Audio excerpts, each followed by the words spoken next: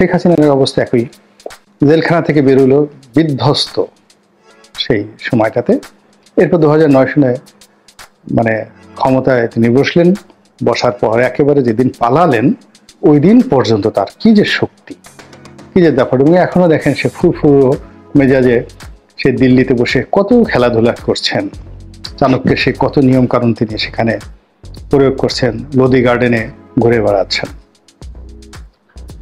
এটার অর্থ যে তিনি যা কিছু করছেন তার একটা কনফিডেন্স আছে। তো সেই কনফিডেন্স থাকার কারণে তিনি কাজগুলো করতে পারছেন।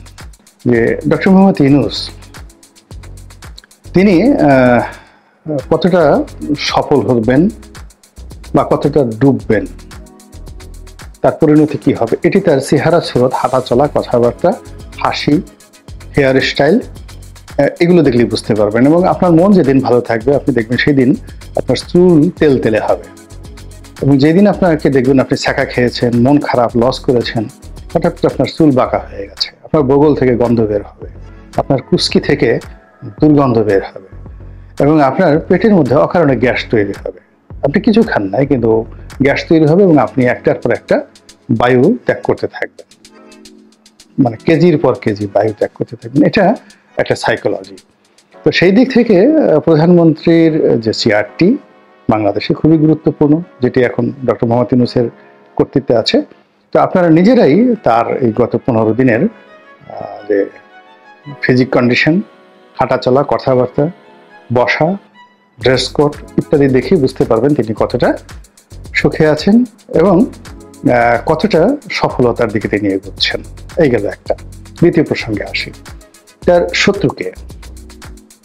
দৃশ্যত তার শত্রু আওয়ামী লীগ এখন, এবং তিনি ভয় পাচ্ছেন কাকে? প্রথমত শেখ হাসিনাকে, আওয়ামী লীগকে, এবং তিনি যে কোনো মূল্যে সর্বোচ্চ চেষ্টা করে যাচ্ছেন এবং করবেন যেন আওয়ামী লীগ এই বাংলাদেশের রাজনীতিতে পুনর্বাসিত না হয়। অন্যদিকে আওয়ামী লীগকে ভয় দেখানোর জন্য যেখানে যেখানে সরেয়া রয়েছে, সরেয়াতে আম পর্যন্ত তিনি মানে যাকে বলে যেখানে আম দেখবেন সেখানে সরেয়া দেখবেন, যেখানে ল দেখবেন, যেখানে লীগ দেখবেন, কিংবা যেখানে নৌকা দেখবেন, জয় বাংলা দেখবেন, বঙ্গবন্ধু দেখবেন, ছবি দেখবেন, মূর্তি দেখবেন, সব জায়গাতেই তিনি তার আপন কর্তৃত্ব প্রতিষ্ঠা করে ওইগুলোকে ভ্যানিশ করার চেষ্টা করবেন। এর কারণ হলো ক্ষমতা ওয়ান ওয়ে ট্রাফিক। এখানে দয়া মায়ের কোনো বিষয় নয়, এখানে যারাই যায় তাদেরকে ওই রাবণ হয়েই বসবাস করতে হয়, এর কোনো বিকল্প নেই। তো সেই দিক থেকে আওয়ামী লীগ কি করবে, এই ডক্টর মোহাম্মদ ইউনূসের যে সকল প্রচেষ্টা, এর থেকে বাঁচার জন্য আবার তারা কাউন্টার চক্রান্ত করবে, চেষ্টা করবে, সংগ্রাম করবে, লড়াই করবে, বন্ধু খুঁজবে, কমিউনিকেশন করবে, বিএনপির সাথে তাদের দূরত্ব কাটাবে, জামাতের সাথে দরকার হলে তারা মিত্রতা করবে, আরো কত কি দরকার হলে আমেরিকাতে তারা সে আত্মসমর্পণ করবে, অনেক কিছু তারা চিন্তা করবে যে ক্ষমতা আসার জন্য যদি আবার সেন্ট মার্টিন দিয়ে দিতে হয়, তখন আমরা দিইনি, ভালো কথা। এখন যদি কেউ বলে যে ক্ষমতা আসার জন্য তোমাকে সেন্ট মার্টিন দিতে হবে, okay fine, I will do. এর কারণ হলো সেন্ট মার্টিন রক্ষা করতে গিয়ে আমি ক্ষমতা হারিয়েছি, আর এখন যদি সেন্ট মার্টিন দিয়ে আবার ক্ষমতা পাই তো অসুবিধাটা কি? তো এই কাজ আওয়ামী লীগ তাদের মতো করে করবে। তো এখন এই যে আওয়ামী লীগ ভার্সেস ডক্টর মোহাম্মদ ইউনূসের সঙ্গে যে একটা রসায়ন হচ্ছে, পরস্পর বিরোধী রসায়ন, একে অপরের জন্য ভয়ঙ্কর হচ্ছে, তো এটা কি ডক্টর মোহাম্মদ ইউনূসের জন্য ক্ষতিকর, ডুবানোর কারণ হবে নাকি অন্য কিছু? অবস্থার দৃষ্টি মনে হচ্ছে যে ডক্টর মোহাম্মদ ইউনূস তাকে কেন্দ্র করে তার চারিদিকে এমন একটা বলয় তৈরি করে ফেলেছেন। এখন তার সফলতার জন্য যেভাবে তিনি নিজে দায়ী, আবার তার ব্যর্থতার জন্য তিনি নিজে দায়ী হবেন। মানে বাইরে থেকে কোনো মানুষের সহযোগিতা তার দরকার হবে না, বা কোনো মানুষের ক্ষতিরও তার দরকার হবে না। আওয়ামী লীগ তার জন্য কিছুই আওয়ামী লীগকে করতে হবে না।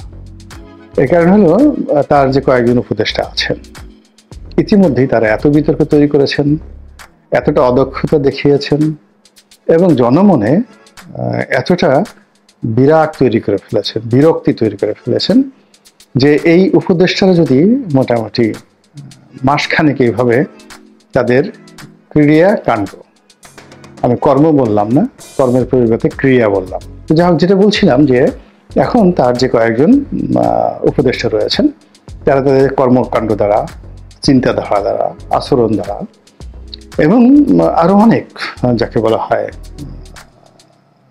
প্রত্যক্ষ এবং অপ্রত্যক্ষ প্রভাব দ্বারা ইতিমধ্যেই সারা বাংলাদেশে নানাভাবে তোলপাড় তৈরি করেছে। আমি কারো নাম বলতে চাই না। এদের বডি ল্যাঙ্গুয়েজ, এদের হাঁটা চলা, এদের কিছু বক্তব্য, এদের কিছু সিদ্ধান্ত, এদের কিছু হুমকি, এদের কিছু ধামকি সব মিলিয়ে একজন প্রবীণ বিশ্ববরেণ্য ব্যক্তিত্ব, এতে কোনো সন্দেহ নেই। কিন্তু ইতিমধ্যে যেটা আমরা বুঝতে পারছি সেটা হলো তার বেশ কয়েকজন উপদেষ্টা তাদের কর্মের কারণে তিনি যে নির্ঘাত ডুববেন এতে কোনো সন্দেহ নেই। এবং তার এই ডুবানোর জন্য বিএনপির দরকার হবে না, জামাতের দরকার হবে না, আওয়ামী লীগের দরকার হবে না। এবং এই উপদেষ্টাগুলোর কারণে তিনি যেভাবে ডুববেন, ইচ্ছা করলেও কোনো নোঙ্গর দিয়ে কেউ তাকে ওখান থেকে আর তুলতে পারবে না। রাজনীতি এমন একটা জায়গা, এই গর্তের মধ্যে, কুয়োর মধ্যে যদি কেউ একবার পড়ে যায়, আল্লাহ, একমাত্র মহান আল্লাহ রাব্বুল আলামিন তার জিম্মাদার হতে পারেন, অন্য কেউ নয়। ডক্টর মোহাম্মদ ইউনূসের জন্য একটি ফাঁদ পেতেছিলেন এবং সেই ফাঁদে কোনো রকম বিচার না করে, বিশ্লেষণ না করে ডক্টর মোহাম্মদ ইউনূসের যারা কর্তা ব্যক্তি রয়েছেন এবং সরকারে যারা এই মুহূর্তে পরিচালক রয়েছেন, তারা সবাই সেই ফাঁদে পা দিয়েছেন। আমরা যারা শেখ হাসিনাকে দীর্ঘদিন ধরে জানি, আমি তো জানি সে ৮০ দশক থেকে খুব ঘনিষ্ঠভাবে জানি। প্রথমত হলো যে তিনি কারোর সাথে পরামর্শ করে কোনো কাজ করেন না, নিজের বুদ্ধিতে করেন এবং তার অনেক ব্যর্থতা রয়েছে এবং ব্যর্থতা থেকে তিনি শিক্ষা গ্রহণ করেন। এবং তিনি যখন খুব মারাত্মক বিপর্যয়ের মধ্যে পড়েন বা ভুল ভ্রান্তি করেন বা বিষণ্ণ হয়ে পড়েন, তখন তিনি সবাইকে ডাকেন, তারপরে সবাইকে একটা সুযোগ দেন, তার দলের লোকজনকে সুযোগ দেন তাকে সমালোচনা করার জন্য। এবং তিনি খুব হাসি মুখে সবার সমালোচনা তিনি গ্রহণ করেন। এরপর চা পানি খাইয়ে সবাইকে বিদায় করে দেন। এরপর একটা কথাও তিনি আর মনে রাখেন না। এরপর যা যা করার দরকার তিনি সেই কাজগুলো নিজের হাতে করেন। যখন এরশাদ বিরোধী আন্দোলন চলছিল, তখন বিশ্ববিদ্যালয়ে যারা ক্যাডার ছিলেন মারামারি করতেন, গুন্ডামি করতেন, গোলাগুলি করতেন। তারা খুব ভালো করে জানেন যে এই গোলাগুলি করার জন্য শেখ হাসিনা নিজের হাতে তাদেরকে কিভাবে টাকা দিতে দেন এবং আবার হিসাব নিতেন যে এই টাকা দিয়ে যে তোমাদেরকে এত গুলি কিনতে দেওয়া হয়েছে, সেগুলো তোমরা ঠিক মতো কিনতে পারছো কিনা, এবং জহুরুল হল থেকে গোলাগুলি হতো, মহাশয় হলে কয়েক রাউন্ড গুলি হলো, এইগুলোর খোঁজ খবরও তিনি রাখতেন। তারপর দেখা গেল যে তার কাউকে পছন্দ না, সেটা তোহার সাহেব হোক, আমর সাহেব হোক, কিংবা ধরুন নাসিম সাহেব হোক, এই সিনিয়র যারা নেতৃবৃন্দ। এখন তিনি দেখা গেল যে এই তাদেরকে অপদস্থ করার জন্য তার দলেরই জুনিয়র কোন নেতাকে তিনি সরাসরি বললেন যে এই জিনিসটা তুমি করবা, ওর পাঞ্জাবি ধরে টান দেবা, পেছন ধরে ঢিল মারবা, এই কাজটা করবা। তো এই অভ্যাস শেখ হাসিনার আছে। আবার তিনি যে 15 বছর ক্ষমতা চালিয়েছেন, এই 15 বছর ক্ষমতা চালাতে গিয়ে তার যদি কখনো কোনো ওসিকে দরকার হয়েছে, তিনি কিন্তু আইজিকে বলেননি, তারপর এসপিকে বলেননি, তিনি সরাসরি সেই ওসিকে টেলিফোন করেছেন বা ডেকে এনেছেন। তারপরে বলছেন ডু ইট। ফলে কি হলো, মানে একজন প্রদীপের মতো ওসি, তাকে যদি প্রধানমন্ত্রী ডেকে বলে তুমি 100টা মার্ডার করে ফেলো, ওর মাথা ঠিক থাকে কিনা? ঠিক সেম ঘটনাগুলো কিন্তু এই 2024 সনের আগস্ট মাস পর্যন্ত, ওনার পালিয়ে যাওয়ার আগ পর্যন্ত তিনি এই কাজগুলো করেছেন। যখন সেনা প্রধানকে দরকার তার সাথে কথা বলেছেন, জিয়াউল হাসানকে দরকার তার সঙ্গে কথা বলেছেন, যখন ডিজিএফআই চিফকে দরকার তার সঙ্গে কথা বলেছেন, ডিজিএফআই চিফকে পাল্টানো দরকার, এবং যাকে দরকার ব্যবহার করে ফুস করে ছেড়ে দিয়েছেন। তাকে আপনি লৌহ মানবী বলেন, আমি একবার ঠাট্টা করে লিখছিলাম যে তিনি লৌহ মানবী নন, তিনি হলেন হীরক মানবী। এর কারণ হলো প্রকৃতিতে যত পাথর পাওয়া যায়, পদার্থ পাওয়া যায়, তার মধ্যে হীরার চেয়ে কোনো শক্তিশালী এবং কঠিন কোনো বস্তু নেই। এই জন্য তাকে আমি লিখেছিলাম যে শেখ হাসিনা লৌহ মানবী নন, হীরক মানবী। এবং বাংলাদেশ প্রতিদিনের মতো পত্রিকা অথবা নয়া দিগন্তের মতো পত্রিকাতে এই 16-17 সনে এই জিনিসটা লেখা এত সোজা জিনিস নয়। তো এই কথাগুলো লিখেছিলাম। তো এখন সেই শেখ হাসিনা তার জীবনের সমস্ত পরিকল্পনা নিয়ে এখন চিন্তা করুন যে ডক্টর মোহাম্মদ ইউনূসের চাইতে তিনি গড়ে 8 বছরের ছোট হবেন আনুমানিক। এখন তার বয়স যদি 78 বছর হয়, ইউনূস সাহেবের বয়স হলো 86 বছর, 8 বছরের তিনি সিনিয়র। তো ইউনূস সাহেবের যে যাকে বলা হয় প্রাণশক্তি, তারপরে শেষে তার যে ক্যালকুলেটিভ রাজনীতির অভিজ্ঞতা, তার সাথে শেখ হাসিনার যোগ্যতা 1 লক্ষ নয় 100 কোটি গুণ বেশি। এবং ডক্টর মোহাম্মদ ইউনূসের যে শারীরিক অবস্থা, তার সাথে এই ডক্টর মানে যাকে বলে ডক্টর হাসিনা, ওনার তো 133টার উপরে ডক্টরেট ডিগ্রি আছে। ডক্টর মোহাম্মদ ইউনূসের যতগুলো ডিগ্রি আছে তার সাথে অনেক বেশি ডিগ্রি শেখ হাসিনার আছে। তো ডক্টর শেখ হাসিনা, তো তিনি যাকে বলা হয় তার যে শারীরিক অবস্থা, ফিজিক্যাল ফিটনেস, এটি ডক্টর মোহাম্মদ ইউনূসের সাথে 100 গুণ ভালো আছে। বয়সে তিনি ছোট, শরীর স্বাস্থ্য ভালো আছে। আর দুষ্ট বুদ্ধি, উনি এই দুষ্ট বুদ্ধিটা 1980 সন থেকে প্র্যাকটিস করতে করতে সে বিশ্ববিদ্যালয় মোস্তফা মহসিন মন্টু সাহেবের রাজনীতি শেষ করে দিয়েছেন, ডক্টর কামাল হোসেন রাজনীতি শেষ করে দিয়েছেন, আব্দুর রাজ্জাকের রাজনীতি শেষ করে দিয়েছেন, তুফাইল আহমেদ সাহেবকে রীতিমতো যাকে বলা হয় কবুতর বানিয়ে খাঁচার মধ্যে আটকে রেখেছেন, আমির হোসেন আমুর মতো লোককে বস্তাবন্দি করে রেখেছেন, সাবির হোসেন চৌধুরীর মতো লোককে সারা জীবন ওই পিছনে ব্যাগটা নিয়েছেন।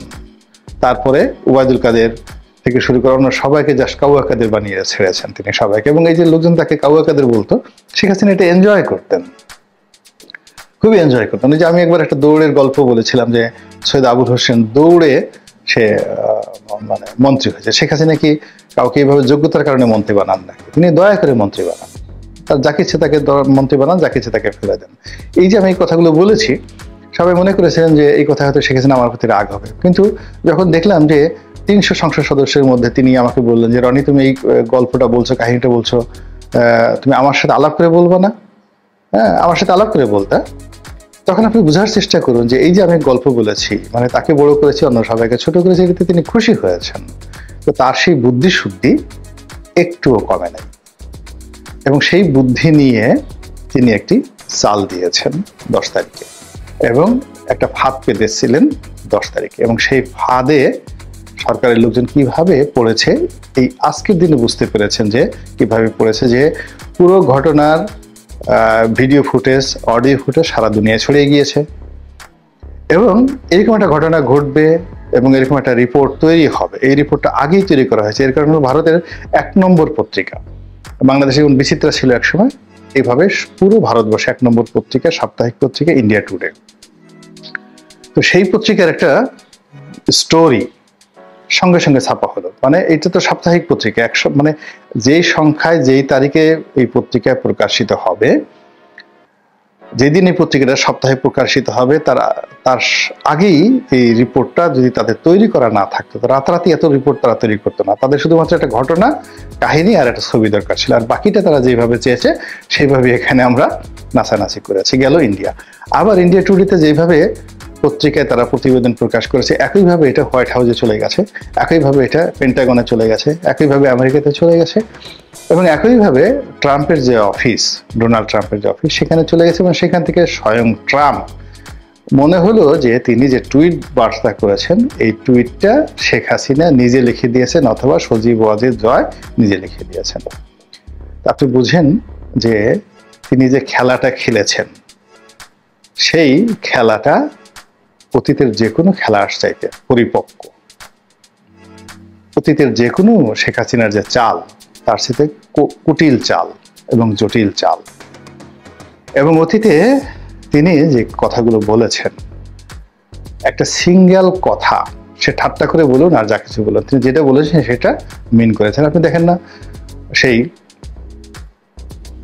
সোহেল তাজ, তার ছেলের বয়সী সোহেল তাজ যে সময় জন্মগ্রহণ করেছেন, জয় আর সোহেল তাজের মধ্যে কিন্তু বেশি বয়সের ডিফারেন্স নেই, 6 মাসের ডিফারেন্স হবে বা 1 বছরের ডিফারেন্স হবে। তো সেই সোহেল তাজকে তিনি গান গেয়ে গিয়ে বলছেন, টেলিফোন ওভার টেলিফোন, তোমাকে আমি ছাড়বো না। এবং সোহেল তাজ ওই যে তার গান শুনে, সে তো জানেন শেখ হাসিনাকে খুব কাছে থেকে দেখেছেন, তিনি এতটা ভয় পেয়ে গেছেন যে মাশাআল্লাহ 2024 সনের 5 তারিখের, আগস্ট মাসের 5 তারিখ পর্যন্ত তিনি কিন্তু একটা ট্রু শব্দ করেন নাই। This is Sheikh Hasina. আপনারা কল্পনা করতে পারবেন না ডক্টর মোহাম্মদ ইউনূস বা দেবপ্রিয় ভট্টাচার্য বা এই যে সমস্ত লোকজন আছেন, একজন তোহাইল আহমেদের কাছে, একজন সুরঞ্জিত সেনগুপ্তের কাছে, একজন আব্দুর রাজ্জাকের কাছে এরা এখন অবোধ শিশু জীবনের সব ক্ষেত্রে, এমনকি লেখাপড়ার ক্ষেত্রে। মানে আপনি তোহাইল সাহেবের যে লেখাপড়া, তোফায়েল সাহেবের যে লাইব্রেরিটা আছে, আপনি বাসায় গিয়ে দেখেন ওই লাইব্রেরিতে যে বইগুলো আছে সেই বইগুলোর নামই তো এই ডক্টর মোহাম্মদ ইউনূসের যে ক্যাবিনেট আছে একজন নামই বলতে পারবে না। গিয়ে দেখেন তোফায়েল সাহেবের স্টাডি কোন পর্যায়ে, সুরঞ্জিত বাবুর যে লেখাপড়া, এই যে এখন আলী রিয়াজ থেকে শুরু করে যারা সংবিধান প্রণয়ন কমিটিতে হয়েছে, আগামী 20 বছর সুরঞ্জিত বাবুর কাছে যদি পার্লামেন্ট নিয়ে, রাজনীতি নিয়ে পড়াশোনা করেন, তবু তাদের পড়াশোনার সে প্রাইমারি লেভেলও যাবে না। এইরকম যাকে বলে এক একটা পাহাড় ছিলেন। আমি তো প্রথম বুঝতে পারিনি, আমি ঢোকার পরে যখন এদের সাথে বসলাম, কথাবার্তা বললাম, আপনারা বাইরে থেকে বুঝতে পারবেন না যে এই মানুষগুলো কোন পর্যায়ের এবং কতটা উন্নত, যাকে বলা হয় প্রাজ্ঞ রাজনীতিবিদ। যে আমির হোসেন আমাকে দেখে মনে হয় বোকাশোকা, কিচ্ছু বোঝে না। মানে মুহূর্তের মধ্যে আপনার মাথার উপর কাঁঠাল ভেঙে, পুরো কাঁঠাল খেয়ে, আপনার সারা শরীরে আঠা লাগিয়ে তারপরে আপনাকে উলঙ্গ করে ছেড়ে দেবে। আপনি যাওয়ার সময় বলবেন, জয় আমু ভাই, জয় আমু ভাই। This is politics.